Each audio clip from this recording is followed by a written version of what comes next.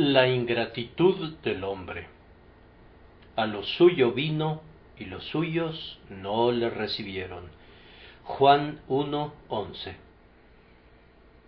Quiero confesar de inicio con toda franqueza que no voy a basar mi predicación sobre las palabras de este texto que escogí solamente porque es un epítome del comportamiento del hombre con el Salvador.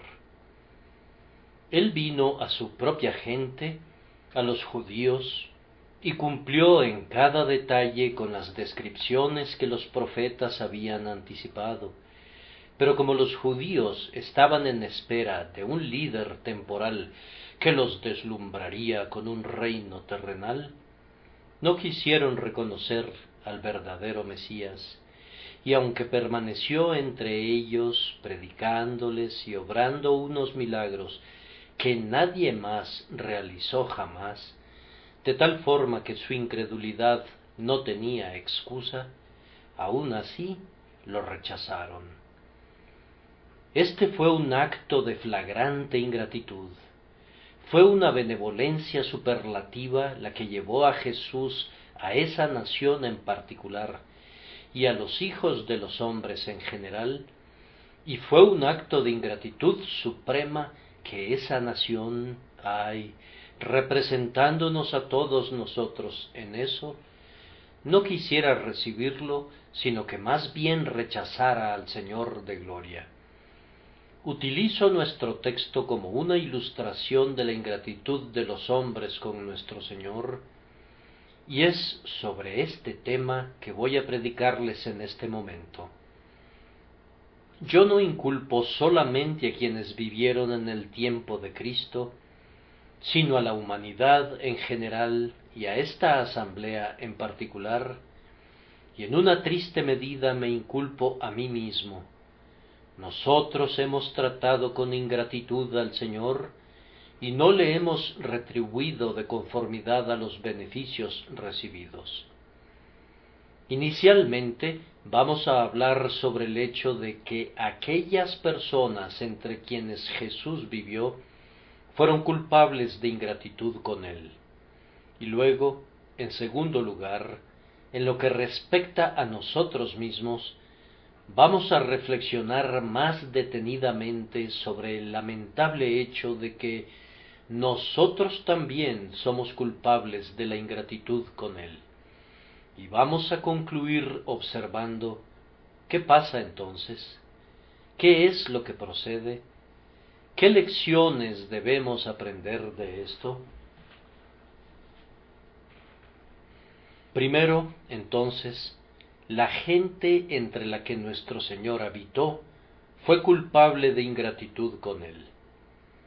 Esa gente constituía un pueblo favorecido por sobre todas las naciones. Fue una señal distintiva del favor divino que el Mesías naciera entre ellos. Debieron haberlo recibido con deleite. Las señales y evidencias de su condición de Mesías fueron lo suficientemente claras. Obró insólitos milagros en medio de ellos, y jamás hombre alguno habló como él. Con todo, ellos lo desecharon y trataron a su mejor amigo como si hubiese sido su peor enemigo. Este fue un despótico acto de ingratitud nacional. En la vida de nuestro Señor hubo casos especiales que entrañaron una ingratitud aún mayor. En medio del pueblo de Israel, muchos se beneficiaron del poder sanador de nuestro Señor. A muchos ojos Él bendijo con la luz. Hizo que el sonido penetrara en muchos oídos sordos.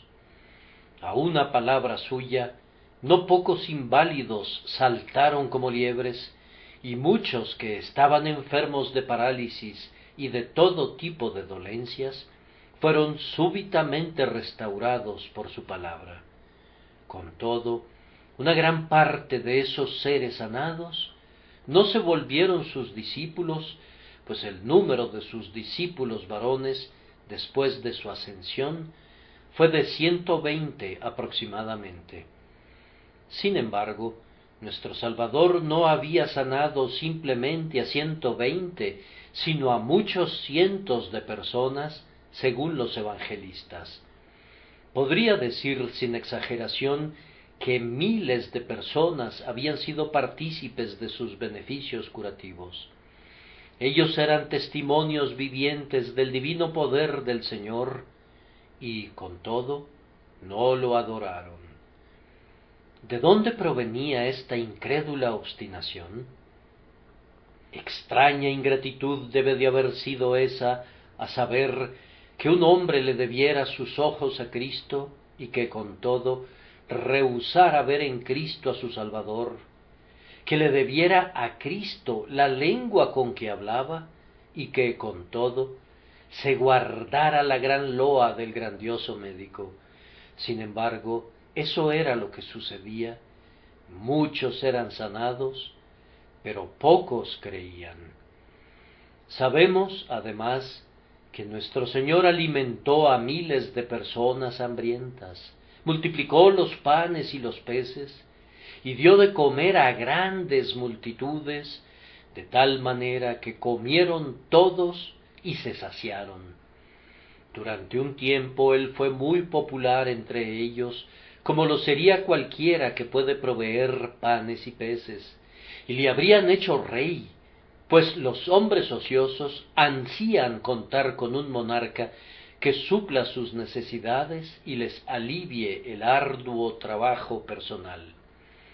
Sin embargo, esas personas no sentían ningún afecto por su persona o por su doctrina, sino que lo seguían única y exclusivamente por lo que pudieran obtener de él. Muchos de esos seguidores egoístas, sin duda, dieron voces en su contra y gritaron: «¡Crucifícale! ¡Crucifícale!». Comían pan con él y levantaron contra él su calcañar.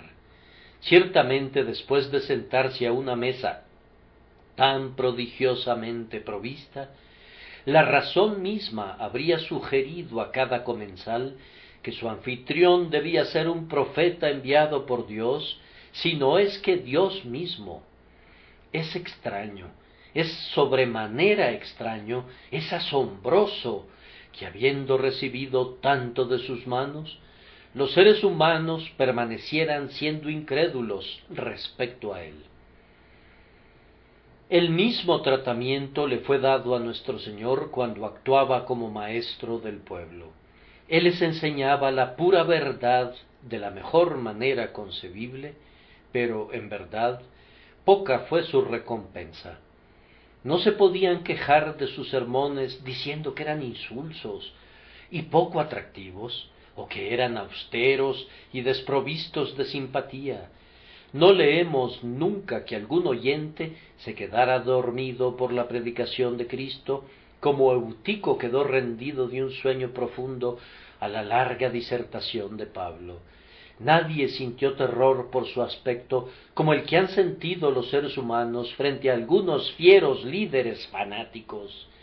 Su ministerio agradaba y encantaba al oído, y con todo fue mal correspondido. Cuando concluyó su sermón en Nazaret, ¿cuál fue su recompensa? Lo llevaron hasta la cumbre del monte y lo hubieran despeñado si no se hubiera escapado. Cuando enseñaba a los judíos en el templo, volvieron a tomar piedras para apedrearle.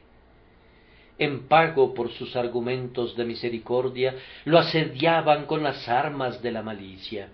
Aunque él prestaba a sus oyentes el más valioso servicio, declarando las buenas nuevas de salvación, algunos, en pago, buscaban atraparlo en su discurso y otros crujían sus airados dientes en contra suya. Proyectó luz en las tinieblas y las tinieblas no le comprendieron. Algunas veces, cuando encontraba alrededor suyo una audiencia más selecta que la usual, el grandioso maestro no solamente predicaba los elementos del Evangelio, sino que se adentraba más profundamente en sus misterios. aunque no le agradecían que lo hiciera. En una ocasión les habló respecto a comer su carne y beber su sangre, pero sólo arrojó sus perlas a los cerdos. Se volvieron de nuevo contra él para agredirle, y muchos de los que le habían seguido hasta ese punto lo abandonaron y no caminaron más con él. Incluso los discípulos que le eran fieles de corazón no siempre valoraron lo suficiente sus dichos como para guardarlos en sus mentes, ni fueron influenciados por su enseñanza ni por su ejemplo al nivel que debieron serlo. Cuán a menudo el tierno pecho de nuestro Señor debe haberse visto oprimido por la angustia por causa de la crueldad humana. Los colmillos de la víbora de la ingratitud dejaron su marca en él. Los hombres le devolvieron mal por bien y retribuyeron la medida colmada por su benevolencia para con ellos, con una medida igualmente elevada de odio. ¿Qué tono tan quejumbroso hay en aquella pregunta que hizo después de que hubo curado a los 10 leprosos y sólo uno de ellos regresó para darle las gracias? ¿No son 10 los que fueron limpiados? ¿Y los 9 dónde están? Como si hubiese esperado que por lo menos le agradecieran. Era lo menos que podrían hacer a cambio de una bendición tan incomparable como la curación de una enfermedad mortal. Seguramente, siempre que nuestro Señor miraba al puñado de sus seguidores, debe de haber recordado a todas las huestes a las que había conferido tantos beneficios, y se preguntaba, ¿y los 9 dónde están? El ser manso y humilde no recibió de esa generación ingrata ninguna recompensa de amor por sus munificencias espirituales y temporales.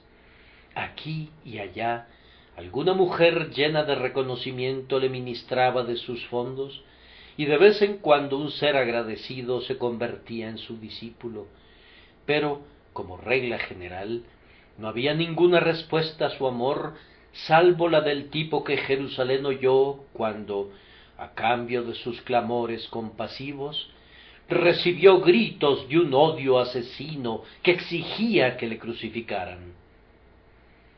Amados hermanos, entre más vivió nuestro Señor Jesucristo, más conoció de manera práctica la vil ingratitud de la humanidad. Él vivía para ellos. En obediencia a su Padre gastó su vida entera por los hombres. Vivió primero para la gloria de Dios y luego para amar a los hombres. Su comida y bebida era hacer el bien a los hombres. Se olvidó de sí mismo. Renunció por completo a todos los propósitos ambiciosos y se dedicó a buscar y salvar a los perdidos. Así como una madre se entrega a su bebé, así Jesús hizo cuanto pudo por los hombres. Es más, ninguna madre amó jamás a su bebé como Jesús amó a los suyos cuando estaban en el mundo.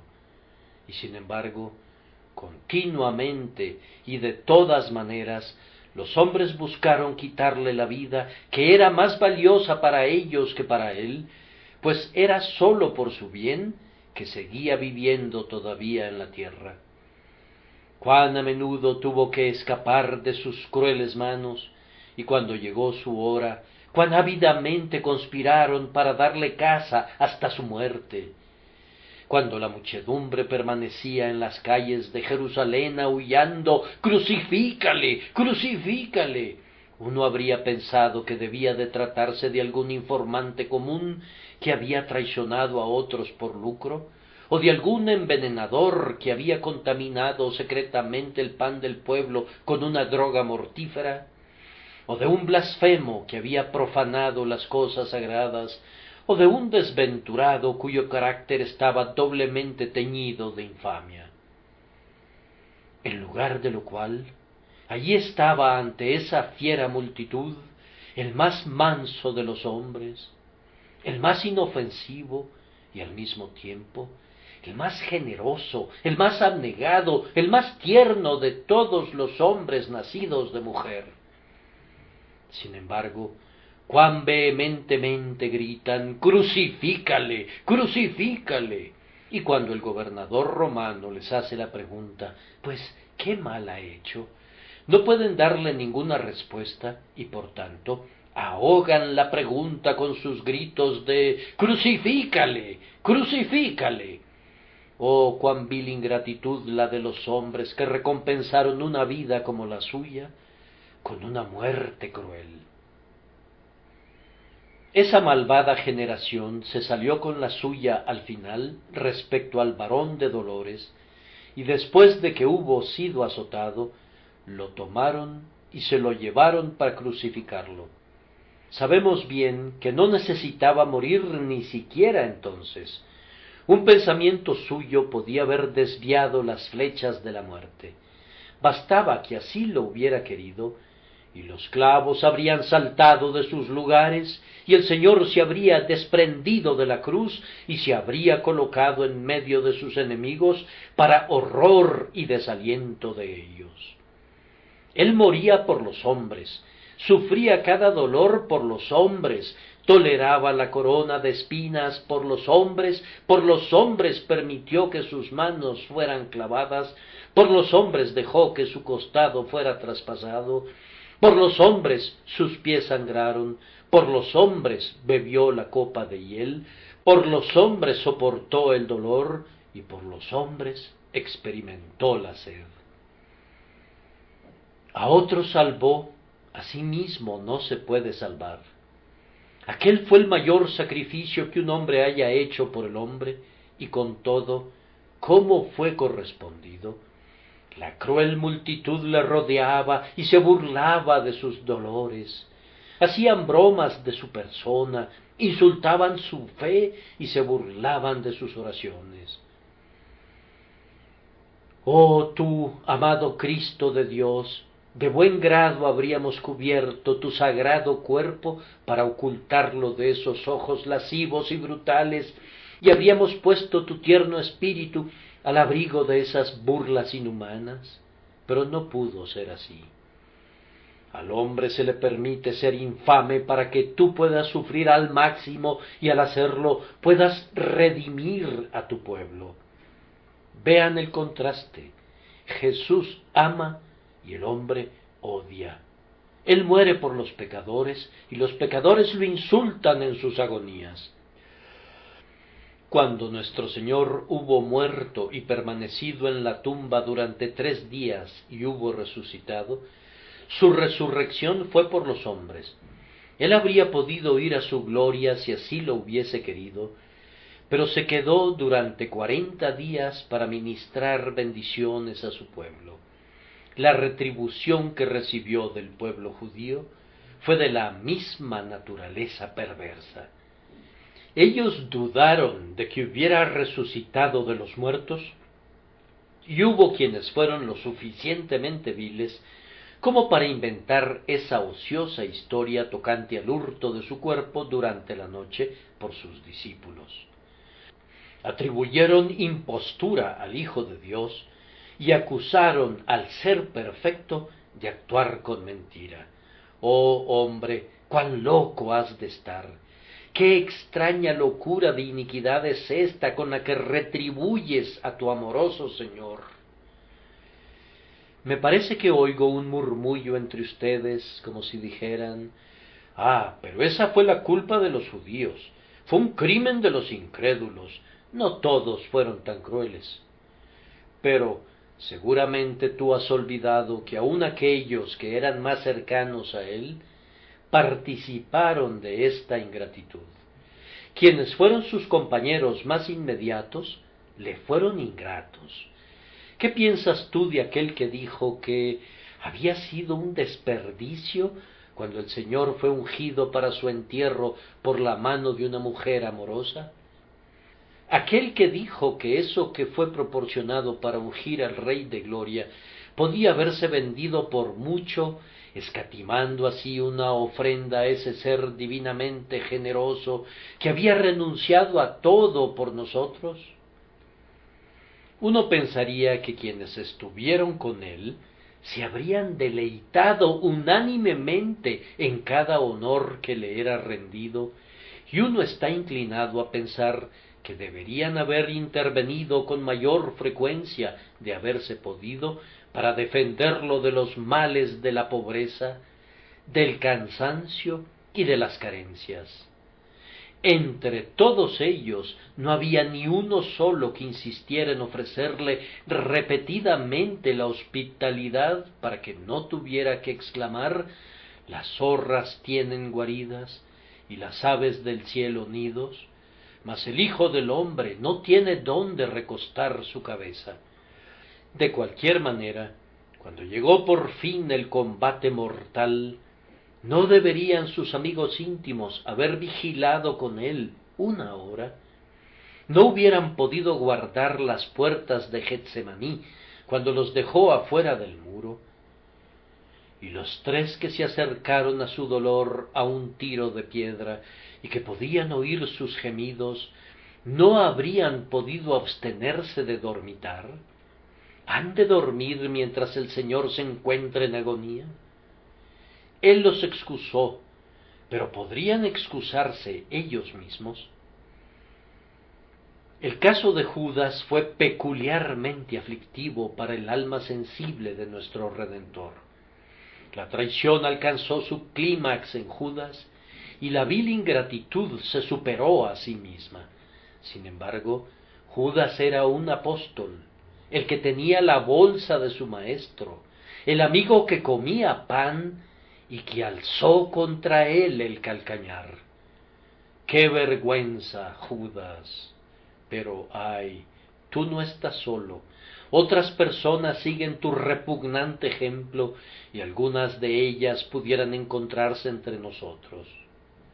¿Soy yo, Señor? Pero ¿dónde estaban los otros discípulos? ¿Acaso no acompañaron a su Señor al tribunal, ni pasaron al frente para dar testimonio valientemente tocante a la justicia de su carácter? Ni uno solo de ellos estuvo allí para servirle en algo. Entonces los discípulos, dejándole, huyeron. Uno de ellos se arriesgó cuando vio el maltrato al que sometían al Señor, pero después lo negó 3 veces y agregó juramentos y maldiciones diciendo: no conozco al hombre. Así actuaron aquellos a quienes había llevado en su seno y había amado hasta el fin. Aquellos a quienes les había abierto lo más íntimo de su alma y que habían compartido con él su última cena solemne antes de su pasión, incumpliendo todas sus protestas de afecto.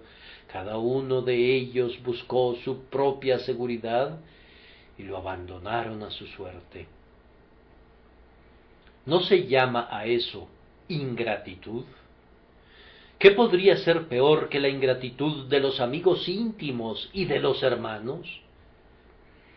La acusación se dirige en contra de todos sus contemporáneos con los que entró en contacto, desde el peor hasta el mejor. ¿Dónde está el abogado que estaría dispuesto a defender su causa? No hubo nadie que le fuera fiel, no, ni uno solo. La ingratitud los marcó a todos. Con todo, no pensemos severamente respecto a ellos, olvidándonos de nosotros mismos, pues nosotros también estamos bajo la misma condenación. Este es nuestro segundo punto, que nosotros también hemos sido ingratos con nuestro Señor. Mientras he estado dándole vueltas a este tema en mi propia mente, me he visto profundamente afectado, pero me siento completamente impotente para presentarlo de una manera ante ustedes que los afecte del mismo modo, a menos que Dios el Espíritu Santo se complazca ahora en derretir sus corazones. Recuerden que presentar una acusación de ingratitud contra un hombre es algo muy grave. A mí no me gustaría que me llamaran mentiroso, me dolería mucho, pero ser llamado ingrato es igualmente degradante. ¿Podría ser más deshonrosa alguna otra acusación? La ingratitud es algo ruin y despreciable. Quien es culpable de ella es indigno del nombre de hombre.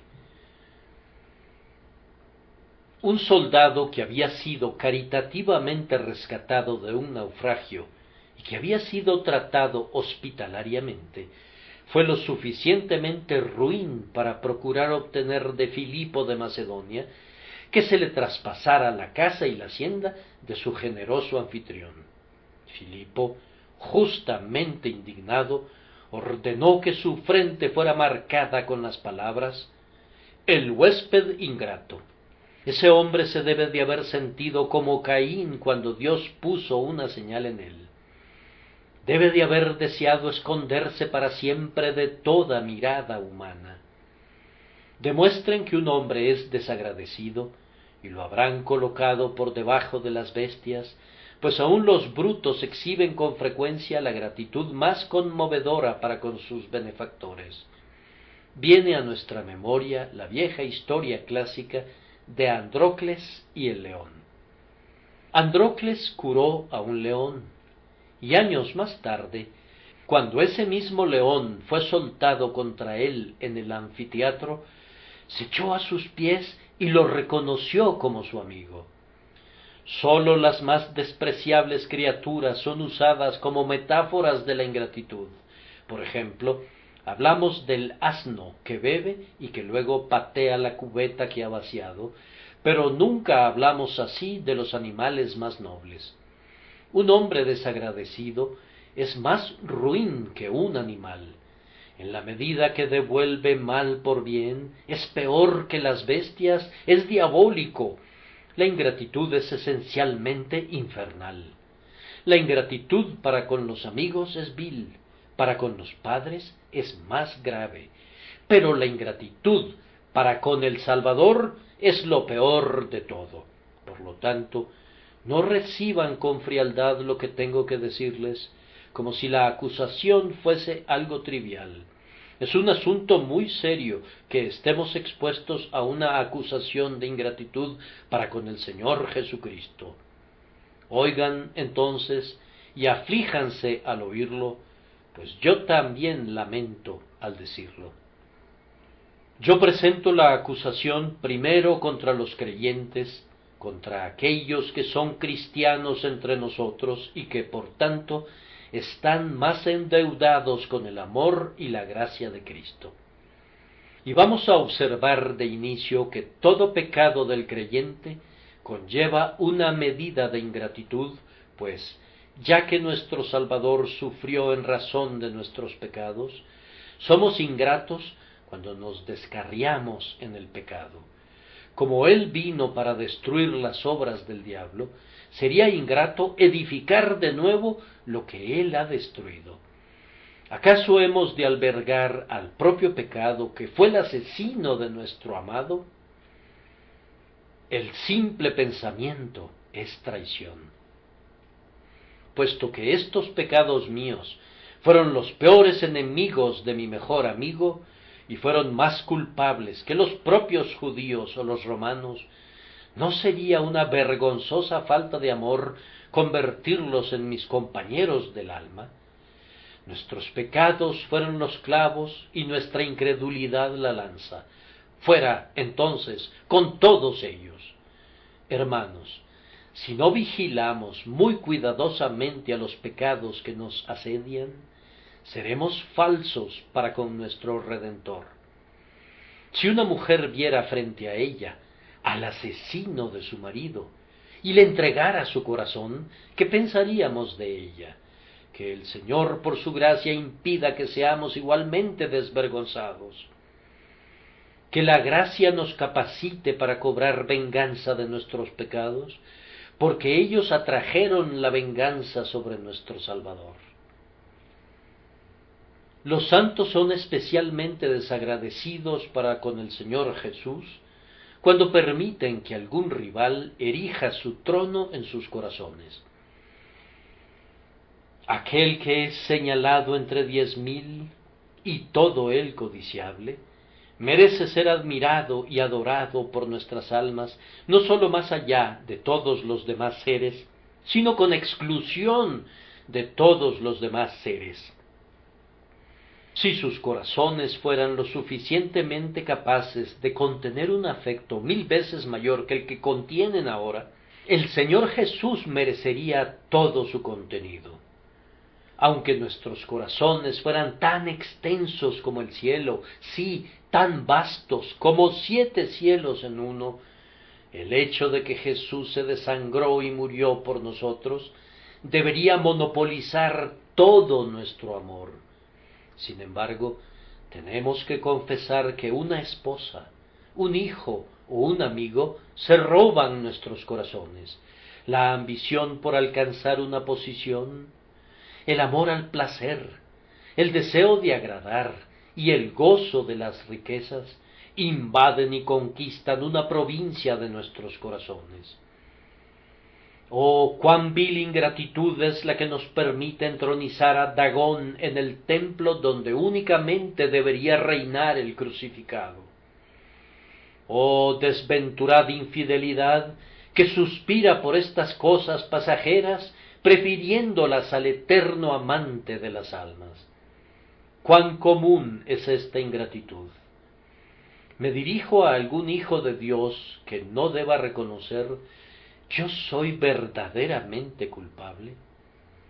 Tristemente confieso mis propias ofensas en contra del infinito amor de Jesús a este respecto, y lo haré delante de Dios de manera mucho más amplia de lo que aquí sería apropiado o benéfico. Cuán a menudo también podemos ser acusados de ingratitud cuando perdemos grandes medidas de la gracia que ya hemos recibido. El Espíritu Santo nos otorga a veces poder para levantarnos por sobre el inerte nivel de la vida ordinaria del hombre y para escalar el monte y pararnos sobre una plataforma enteramente más elevada.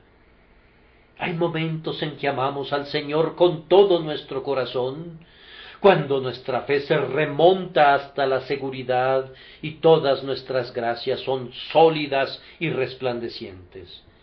Pero descendemos de ese monte casi sin demora y entonces nuestros pies resbalan desde esa gloriosa elevación. Pareciera que es más fácil subir que permanecer volando en lo alto. El Espíritu Santo nos admite a una peculiar cercanía con el Padre Celestial, y luego actuamos inconsistentemente y perdemos nuestra comunión y nos reducimos a seguirle de lejos como lo hacen muchos. Tenemos el dulce sabor del amor divino en nuestras bocas y con todo abandonamos la mesa del banquete. ¿Qué es eso sino ingratitud? ¿Acaso no es menospreciar los preciosos dones de la gracia de Jesús? Él permite que apoyemos nuestras cabezas en su pecho, pero nosotros no queremos hacerlo. Él está a nuestra puerta y llama, pero nosotros rehusamos abrirle. Él nos llama para embriagarnos de amores, pero nosotros buscamos las pobres algarrobas de la tierra. ¿Acaso no lo hemos provocado gravemente? ¿Acaso no se habría divorciado de su esposa desde hace mucho tiempo, si no fuera que es cierto que él odia el divorcio? Dense golpes de pecho, amados, y confiesen sus malos modales para con su bien amado. ¿Podría alguno de nosotros argumentar a su favor en el supuesto caso de que la acusación se presentara de otra manera, es decir, que le rendimos sólo un poco de servicio y le damos sólo un amor tibio? ¿Cuánto hemos hecho por Jesús después de todo? ¿Cuánto lo hemos amado? ¿Cuánto lo amamos ahora? Debo corregirme, debería haber dicho cuán poco. Si oímos acerca de la muerte de Cristo en la cruz, escuchamos el tema tan fríamente como si se tratase de una historia trillada que no nos concierne. ¿Cómo así? ¿Son nuestros corazones como una piedra de diamante? una tonta historia de una joven enferma de amor haría brotar lágrimas de nuestros ojos mucho más rápido que la tragedia de la cruz. Si viéramos a uno de nuestros semejantes sufrir la millonésima parte de lo que el Señor de gloria soportó por nosotros, seríamos conmovidos más infinitamente de lo que somos ahora cuando el Calvario está frente a nosotros. ¿De dónde proviene esto? ¿Acaso no es de una negra ingratitud? ¿Quién podría atenuar tal carencia de ternura? ¿Es nuestro amor por Jesús amor del todo? Cuando leo acerca de algunos de los santos que renunciaron a todo lo que tenían, que cruzaron el mar y que penetraron en regiones bárbaras llevando la vida en sus manos y sacrificando comodidades y viviendo día a día al borde de la muerte, en medio de fiebres y de bestias salvajes, y aceptando todo eso para honrar a Cristo, me siento completamente avergonzado. ¿Qué somos nosotros, hermanos míos? ¿Con quién nos hemos de comparar?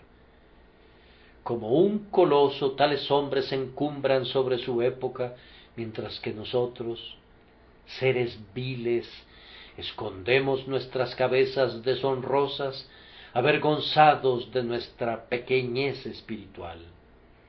El amor de Cristo por nosotros es como aquel viejo horno que fue calentado 7 veces más de lo acostumbrado, mientras que nuestro amor es como una chispa solitaria que en su interior se asombra porque vive todavía. Que el Espíritu Santo cambie esto y haga que destellemos y ardamos con un fuego sagrado como la zarza de Oreb cuando resplandecía con la deidad. Las mismas humillantes reflexiones surgen cuando meditamos sobre la consagración, o más bien, la no consagración de nuestras riquezas a la causa del Redentor. Cuán pequeña proporción da la mayoría de nosotros a su obra o a sus pobres. Si fueran a considerar los números de los miembros de la Iglesia y las contribuciones para las misiones, difícilmente se atreverían a decir cuán poco es aportado por cabeza. Es tan nimio que más bien constituye un insulto para el Salvador que una ofrenda para él.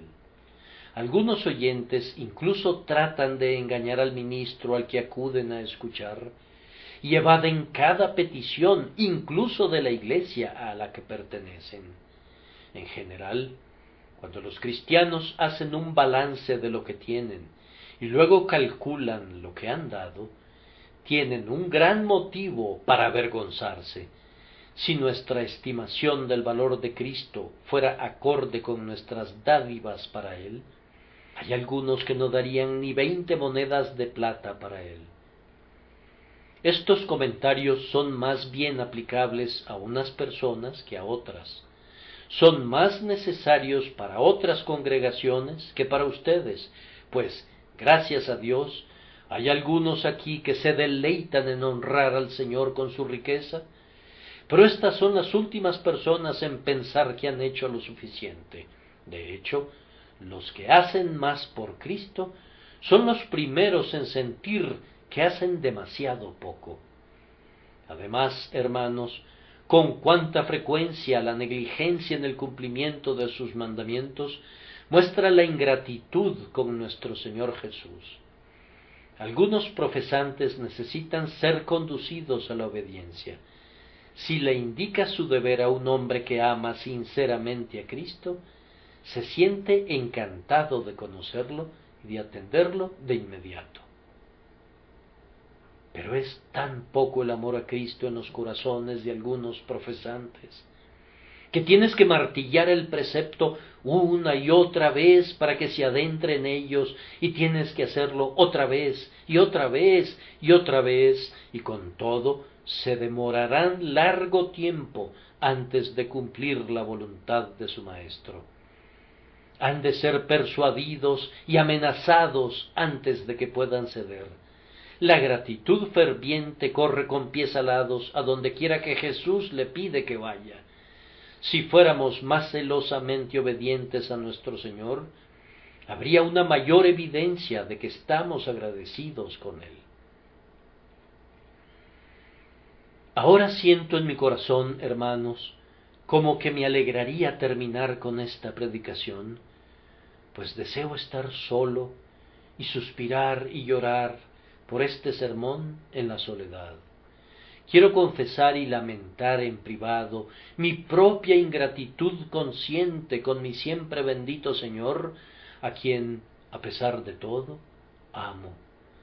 Recuerdo muy bien el tiempo cuando imaginaba que con solo que el Señor me perdonara gracias a la sangre expiatoria, nada sería demasiado difícil para que yo lo intentara por su amada causa. Y con todo, aunque he sido limpiado de mis pecados y he sido aceptado en Cristo Jesús, con demasiada frecuencia soy indolente en el cumplimiento de las encomiendas de mi Maestro. Recuerdo muy bien que cuando comencé a predicar su palabra, pensaba que si podía tener la oportunidad de predicarles a los hombres sobre Jesús, derramaría mi propia alma mientras los exhortaba a huir de la ira venidera. Ay, aunque no estoy por completo desprovisto de celo por Dios, mi celo se queda corto de lo que debería ser. Gustosamente echaría fuego al hablar, fuego que derritiera sus corazones y que luego hiciera que ardieran con un ardiente amor por Jesús. Yo no puedo alcanzar mi propio ideal y no dudo de que aunque pudiera, aún así sería defectuoso.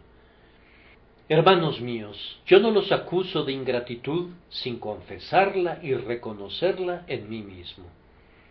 Vamos, hermanos míos, no confesemos simplemente con nuestros labios, sino con un dolor penitencial interno.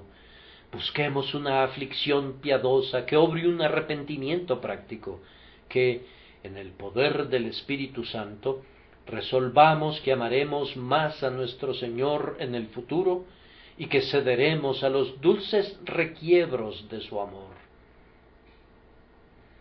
Ahora tengo una ominosa tarea que consiste en que tengo que hablar de algunas personas cuya ingratitud es aún mayor, si es que pudiera haber tal cosa, pues rehúsan confiar en Él por completo. Deseo hablar con aquellos a quienes les he predicado en vano durante todos estos años. El único tópico de cada domingo en este lugar es Jesucristo crucificado. Tengo otras cosas que decirles, pero ese tema es repetido constantemente y se les dice sin cesar que Jesucristo vino al mundo para salvar a los pecadores, para que todo aquel que en Él cree no se pierda, mas tenga vida eterna. A pesar de todo eso, muchos de ustedes han rehusado confiar en Él hasta ahora. Es para ustedes piedra de tropiezo y roca que hace caer, y de esta manera hacen que la roca de la salvación sea un tropezadero para ustedes. Si lo niegan, les preguntaré, entonces, ¿por qué no lo aceptan como su Salvador? ¿Por qué están enemistados en sus corazones con Él? Tal vez su respuesta sea que ustedes no piensan en esas cosas. Entonces, ¿es esta su conducta para con el Salvador agonizante, que ni siquiera van a pensar en Él? ¿Él no es nada para ustedes? ¿Desprecian su sangre? Tal vez es que no entienden.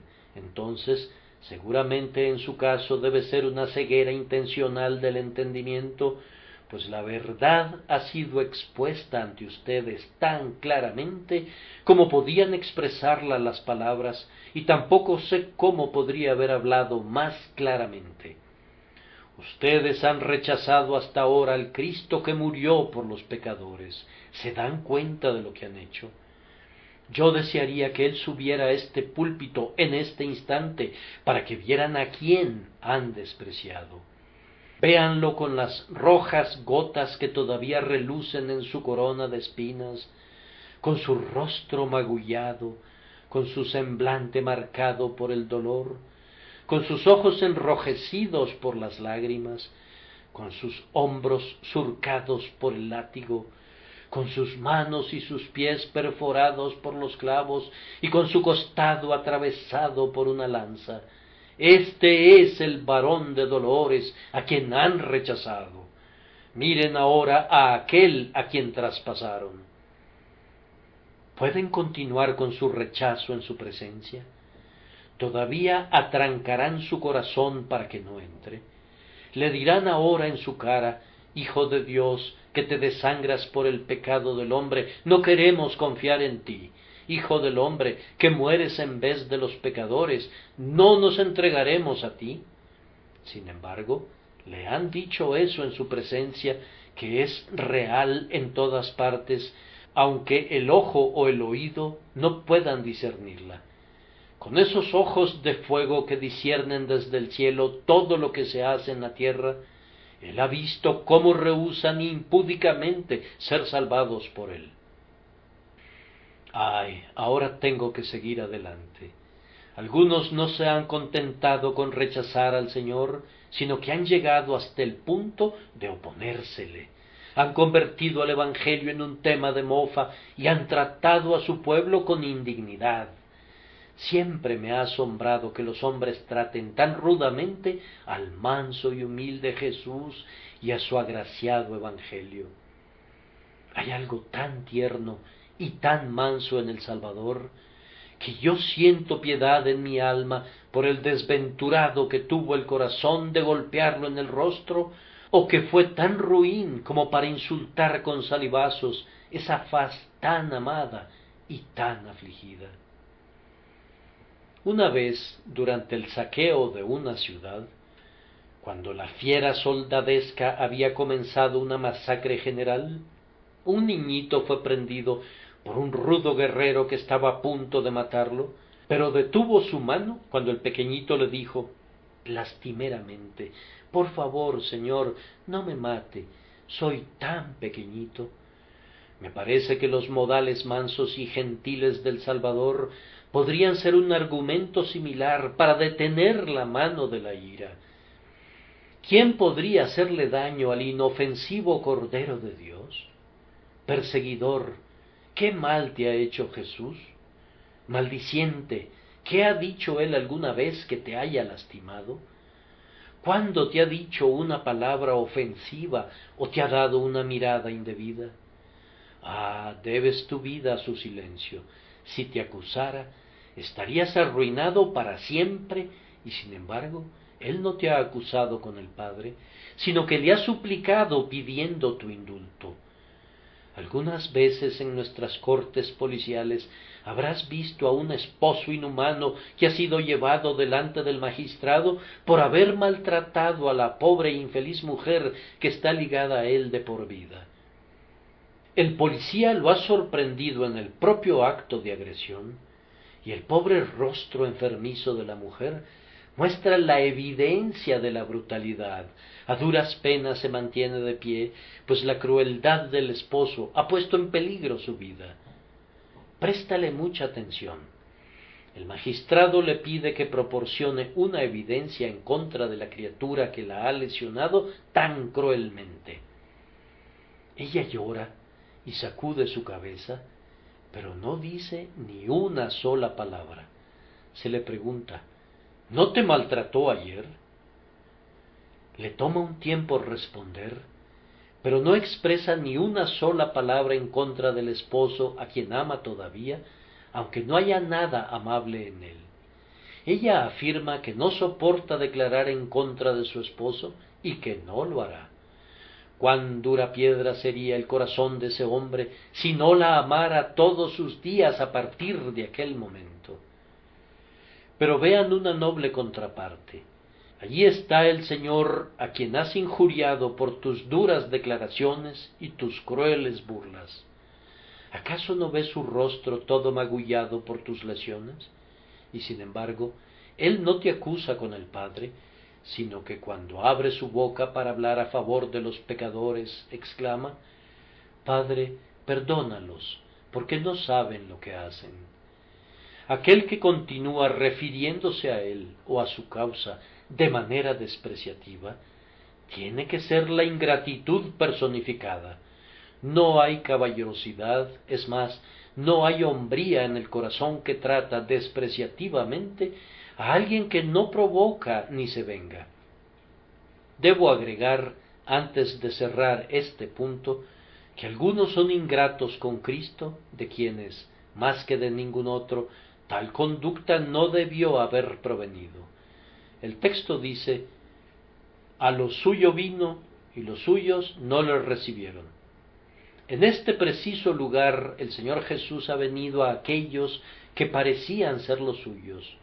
Tú, amigo, eras muy cercano a tu madre y ella, ahora en la gloria, era una amante ardiente del Salvador, y cuando Jesús vino a ti, diría: este es el hijo de una de mis queridas amigas, el hijo de una mujer cuyo corazón íntegro era mío.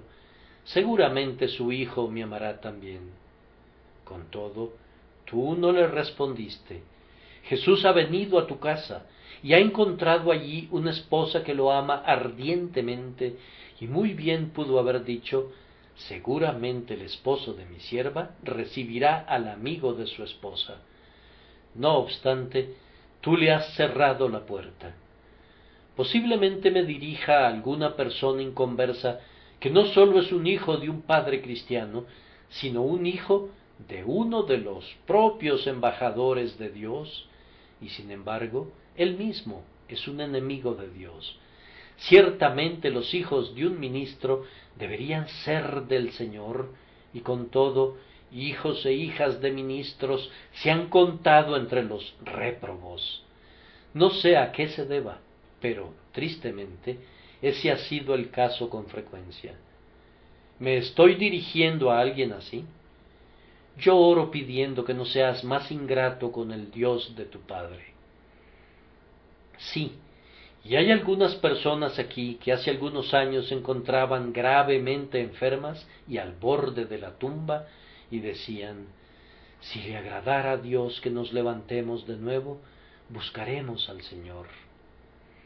Ustedes eran así en algún sentido los suyos por su propio voto voluntario, pero no lo han recibido.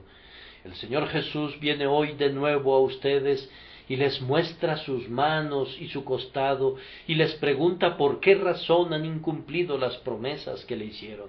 Les pregunta que por qué no aman al Salvador de su madre, que por qué no les importa el Dios de su Padre, y qué es lo que los ha vuelto en contra suya. Él les ha mostrado muchas buenas obras, ¿y por cuál de ellas lo apedrean?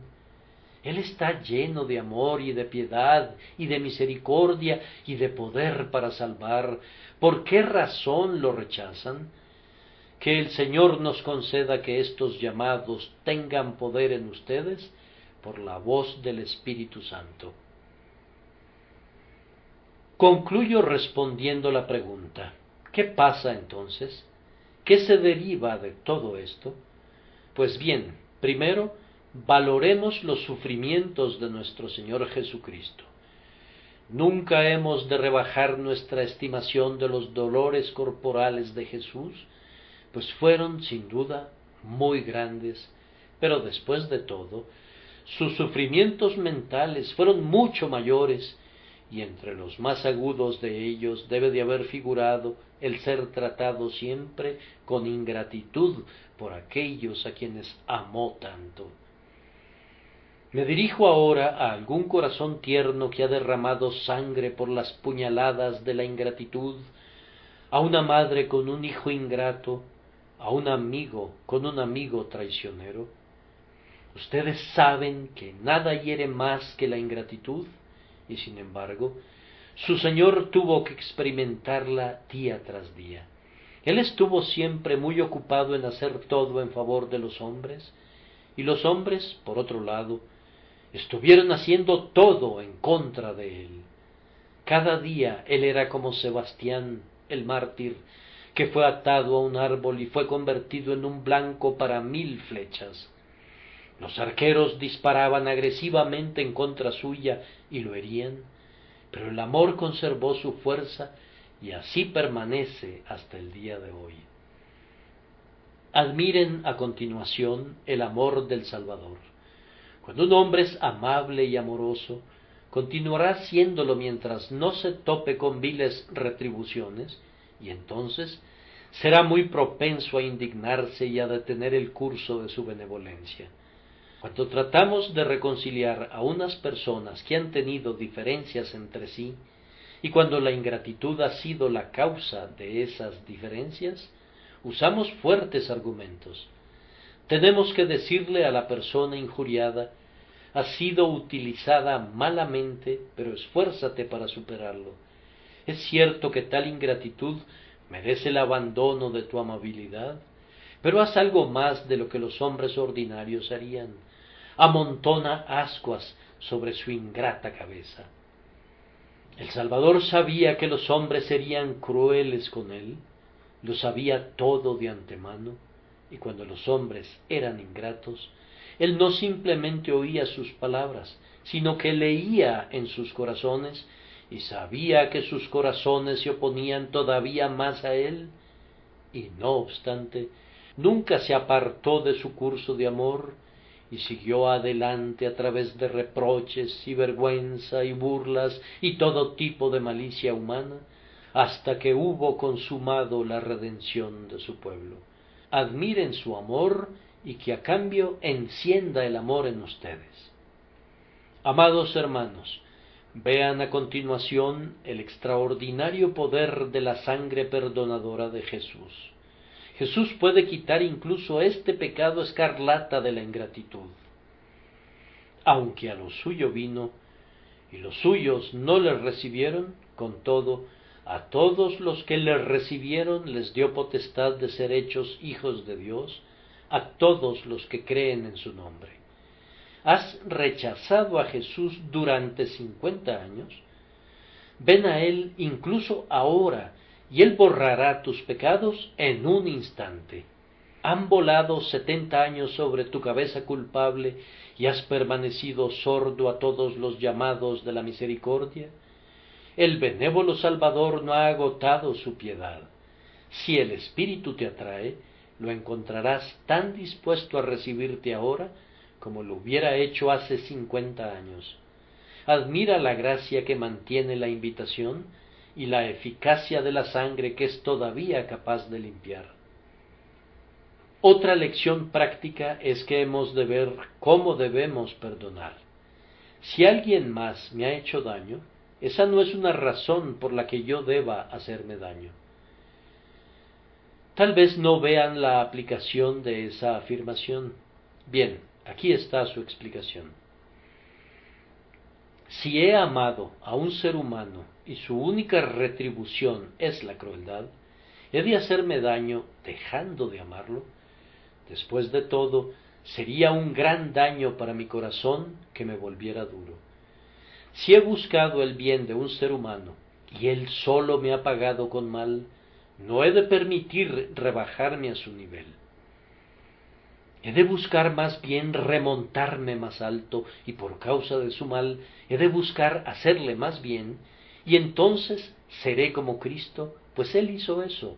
Cuando nuestro pecado abundó, sobreabundó su gracia. En la vida de nuestro Señor el pecado y el amor competían para ver quién habría de ganar. El hombre pecó aún más y más, y Cristo amó aún más y más. En la cruz Él amó hasta la muerte y ganó la batalla, y hoy la ingratitud humana está debajo de los pies del victorioso Salvador. El amor ha vencido, y el pecado ha sido aplastado bajo sus pies. Oh cristiano, combate en el mismo espíritu, y que el Señor te ayude a ser más victorioso por medio de aquel que te amó. Amados hermanos y hermanas, por último, juzguemos cómo hemos de vivir a la luz de este tema. Si hemos sido desagradecidos hasta este momento, ¿seguiremos siéndolo por más tiempo? Es más, de rodillas ahora, con un alma sincera, clamemos a Dios para que nos inflame con algo del fuego que encendió al Salvador con un ardor sagrado por nuestro bien. Entreguémonos a Él por completo, exclamemos: atad víctimas con cuerdas a los cuernos del altar. ¿Qué tipo de personas deberíamos ser, puesto que tanto le debemos a la gracia de Dios? Y tenemos esta triste reflexión: ¿qué será de aquellos que mueren después de haber vivido una vida de constante ingratitud para con Cristo? Hasta para su misericordia hay un límite, pues la muerte cierra la puerta de oro del amor. Tan pronto como el impenitente cierra sus agonizantes ojos, la justicia toma el lugar de la misericordia. Un excelente escritor ha dicho bien que la justicia divina es amor en llamas, y así es. Una vez que el amor se convierte en celos, es cruel como el sepulcro, y sus tizones son de enebro que tiene una flama sumamente vehemente. ¿Puedes despreciar a aquel cuyos pies fueron traspasados, y rechazar al Salvador, cuyo corazón fue abierto con la lanza? Pero Él vendrá otra vez, no sé cuándo, pero su palabra es: he aquí, yo vengo pronto. Tengan cuidado, se lo suplico, pues en aquel día esta será la palabra: mirad, oh menospreciadores, y asombraos, y desapareced. Esa mano perforada sostendrá una vara de hierro, y él despedazará a sus enemigos como vasijas de alfarero. Sus pies traspasados estarán recubiertos de luz, y de su boca, que ahora ofrece promesas, saldrá una espada de 2 filos que herirá a sus adversarios. Honrad al Hijo para que no se enoje y perezcáis en el camino, pues se inflama de pronto su ira. Él quiere perdonarlos ahora, espera para ser clemente con ustedes ahora.